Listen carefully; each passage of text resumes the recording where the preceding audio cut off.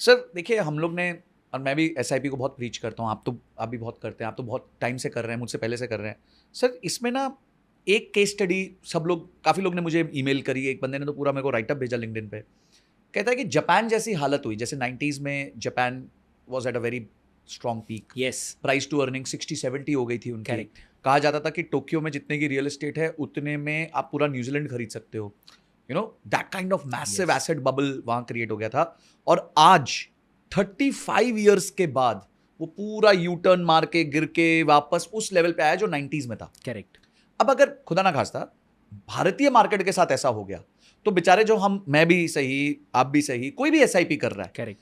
चलो आप और हम शायद थोड़े इवॉल्व हैं तो कुछ हम करेंगे, जगल करेंगे, पर एक आम इंसान जो नौकरी कर रहा है, जो सोचा था कि मैं 10 करोड़ का सपना लेके बैठूंगा, करेक्ट। उसकी स्थिति क्या होगी और उसको इस सिचुएशन से बचने के लिए क्या करना चाहिए? देखो, पहली बात तो ये है कि मार्केट्स भी बहुत तरह फिजिक्स की तरह काम करता है, इसीलिए मैंने आपको बोला मल्टी स्पेशलिटी आपको थिंकिंग होनी चाहिए। फिजिक्स में वो third law of Newton motion, जितना खींचोगे उतना जाता है। राइट। तो सब लोग क्रैश को याद रखते हैं, उसकी पहले की हिस्ट्री नहीं देखते हैं कि वो ऊपर कितना गया था। जैसे अभी आपने बताया रियल एस्टेट इतना ऊपर गया था, right? One plot of this thing was equal to the entire America's this thing. तो वो भी 5-8 सालों में इतना बढ़ गया था, लास्ट के 85 से लेके 90 तक जो भी है। तो रियल एस्टेट बढ़ा तो स्टॉक मार्केट भी क्रेजी, मतलब 8 साल में 8-10-15 गुना हो गया था, ऐसा टाइप का हो गया था, क्रेजी। तो अगर आप टॉप पे आए थे, मान लो आपने नहीं देखा, तो you will deserve it, because वो टॉप जैसे जितना ऊपर जाता है उतना नीचे भी आएगा। कोई भी चीज़ हो, चाहे इंडिया का मार्केट हो चाहे यूएस का मार्केट हो, जितना जल्दी ऊपर जाएगा ना उतना जल्दी संजय जी वो नीचे आना जरूरी है, चाहे वो क्रिप्टो हो चाहे गोल्ड हो। One way direct, no tree grows to heaven, ये चीज़ हमेशा याद रखनी है, right? Everything in our life is cyclical. अच्छे दिन भी सिक्लिकल है, खराब दिन भी सिक्लिकल, लाइफ में भी। और ये वक्त भी बीत जाएगा, ये वक्त भी बीत जाएगा, राइट? तो अगर आपने उस वक्त डाला है तो आपने एक्चुअली गलत काम किया, और आपने सारे पैसे उस वक्त डाले हैं टॉप में, तो आपने तो बिल्कुल गलत काम किया है।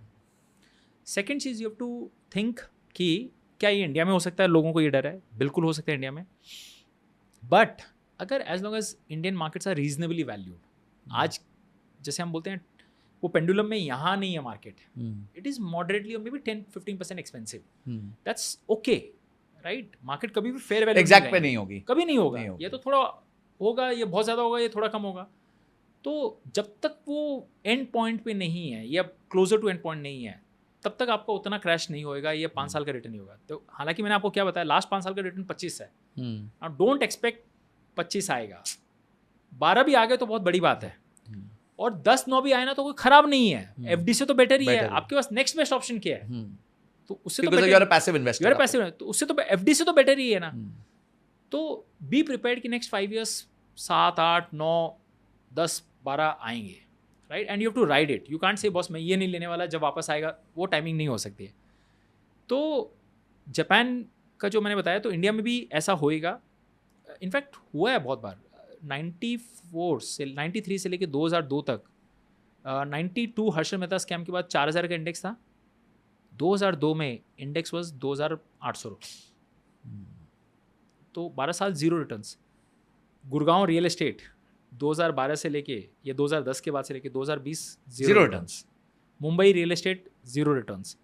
हर एसेट क्लास में ऐसा होता है। Gold 2011 to 2019 zero returns. But ये जापान वाला केस थोड़ा ज्यादा प्रोलॉन्ग्ड हो गया, 35 इयर्स। तो उसके फैक्टर्स समझो। देखो, इक्विटीज क्या है फाइनली?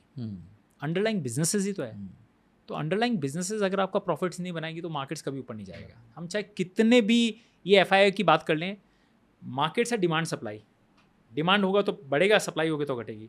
डिमांड सप्लाई किस पे डिपेंड करता है? अंडरलाइंग क्या है।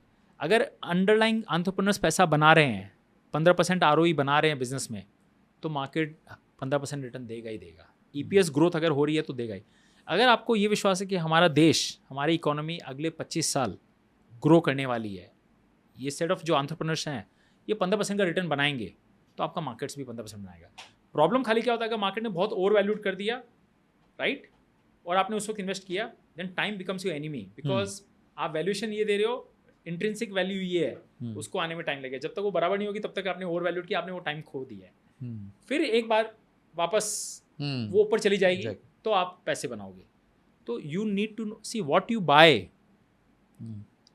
Is more important, what you pay is more important than what you buy. आज मैंने PSU फंड में क्यों डाला, क्योंकि 10 साल का नेगेटिव रिटर्न था सर। तो इसका मतलब ये नहीं PSU फंड का PSU कंपनी खराब है, उस वक्त साइकिल नहीं था। उस वक्त मैंने इंडिया में एक ही PSU फंड था जब मैंने डाला था, उसके बाद 1-2 और आ गए थे। मैंने देखा 10 जो 50 कंपनीज का पोर्टफोलियो का ROE 17% था sir. Sanjay ji 17% public sector का ROE, अच्छी पब्लिक सेक्टर थी, फिर भी खराब दे रहा है, तो ये परमानेंटली तो हो नहीं सकता है। तो मैंने डैबल करके डाल दिया और अब वो राइट पड़ा। तो as long as underlying portfolio अच्छा दे रहा है और भाव आपको सस्ते में मिल रहा है, बस आंख बंद करके डाल दो। सर ये जापान वाला सिचुएशन क्या एसेट एलोकेशन से, डाइवर्सिफिकेशन से बीट किया जा सकता है? किया जा सकता है। आज जैसे मेरा पैसा पूरा इंडिया में है, because I am biased. Again I said, जिस दिन इंडिया बहुत एक्सपेंसिव लगेगा मुझे कि बहुत पैसा बन गया और बहुत एक्सपेंसिव लग रहा है, I won't mind putting 30-40% into gold or other international asset allocation.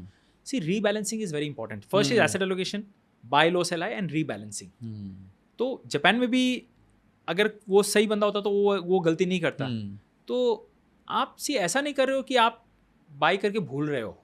और एक बात बताओ, इंडिया में भी आपने जब टॉप में बाई करके भूल भी गए ना, तो भी आपने 10 साल में 12% रिटर्न कमाया है। 2008 के टॉप पे भी आपने डाला है पैसा, 2020 के भी, कोविड से पहले भी आपने पैसा डाला, और आज देख लो आप, तो आपने फिर भी 12-13 बनाया। कम बनेगा बॉटम में डाला होता, बट आप नुकसान नहीं करोगे फिर भी, क्योंकि अंडरलाइंग इकोनॉमी कैचअप कर लेती है।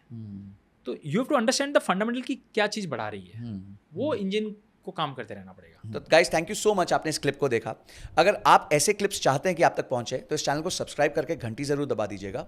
और इस कंप्लीट पॉडकास्ट का लिंक हमने डिस्क्रिप्शन में दिया हुआ है और आई बटन पे भी लगाया हुआ है, आप जाके उसको देख सकते हैं। अगली वीडियो तक जय हिंद, जय भारत।